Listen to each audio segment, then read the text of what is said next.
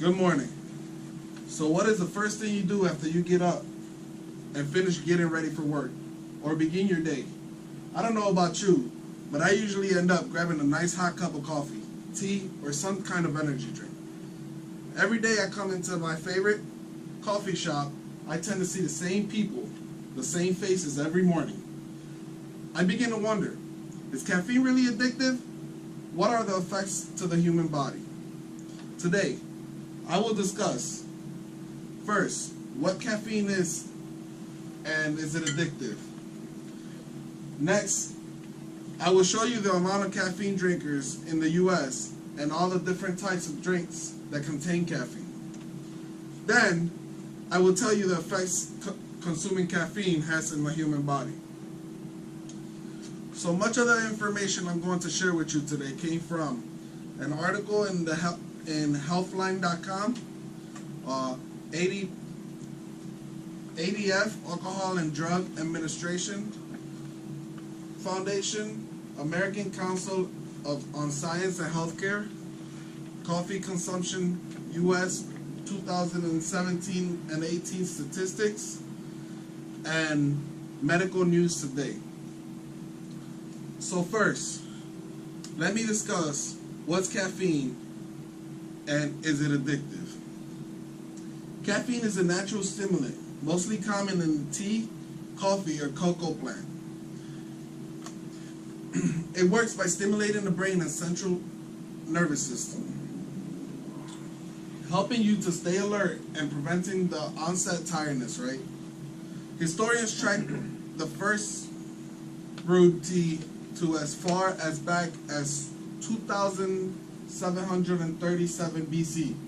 Coffee was reported to be discovered years later by an Ethiopian shepherd who noticed the extra energy it gives its goats. Caffeinated soft drinks hit the market in the late 1800s and energy drinks soon followed. Caffeine can be found in seeds, nuts, leaves, and a number of different plants, including Cocoa arabica, used for coffee; Camellia sinensis, used for tea; Cola acuminata, used as a nut, tea, or in soft drinks including cola; Theobroma cacao, used in cocoa and chocolate; Paulina cupana, used in guarana and snack bars and energy drinks. There is no question that caffeine is a drug.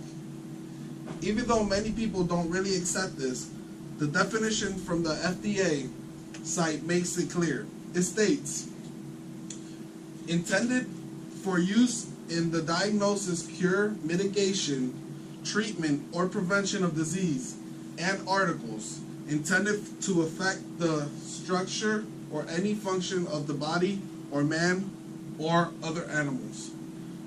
Regular use of caffeine does cause mild physical dependency, but caffeine doesn't threaten your physical, social, or economic health in any way any other of the other drugs do. Now that I have told you about what caffeine and the fact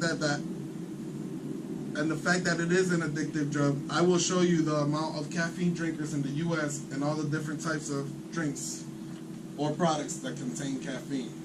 About 90% of Americans consume caffeine on one form or another. Every single day, more than half of all American adults consume more than 300 milligrams of caffeine every day, making it by far America's most popular drug. Just to give you an idea, I have passed around a chart that shows you the domestic consumption of coffee in the U.S. from 2013 and 14 to 2017 to 18 from USDA Foreign Agricultural Services. See how the numbers are only increasing throughout the years? I have also passed out a list of the most common caffeinated products and their average caffeine content by milligram to 100 milligram. But besides besides the most common things you know has caffeine, did you know that chocolate, ice cream, frozen yogurt, breakfast cereals, hot cocoa, pudding, PMS medications, headache remedies, and even decaffeinated coffee contains caffeine? That's right. Decaffeinated coffee has caffeine. 3 to 18 milligrams per 12 ounces. You now see the amount of people in the U.S. that consumes caffeine and the different caffeine products. I will now tell you the effects consuming caffeine has on the human body. Caffeine acts as a stimulant by activating the central nervous system. It can combat tiredness and improve concentration and focus, according to the University of Michigan Health Services. The stimulant effects of caffeine can start as early as 15 minutes after consumption and last up to 6 hours. Medical Today reports on a study suggested that consuming 3 cups of coffee a day may reduce the risk of liver cancer by 50%, while other studies suggest that drinking 4 cups a day could have the risk of mouth and throat cancer.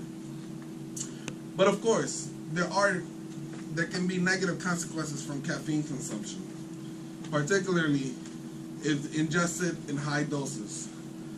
The Mayo Clinic states that consuming more than 500 to 600 milligrams of caffeine a day may lead to nervousness, insomnia, restlessness, irritability, and upset stomach, a fast heartbeat, or even muscle tremors. I have also passed out a human diagram with some of the long-term effects of caffeine on the human body. See, it's not always safe to consume caffeine. So what did I tell you today? First, I covered what is caffeine and is it addictive. Next, I showed you the amount of caffeine drinkers in the world and all the different types of drinks that contain caffeine. Then, I told you the effects of consuming caffeine has on the human body. So, next time you are in line to get your favorite cup of joe, remember, you too may be addicted to the rush of that caffeine provides. This concludes my class.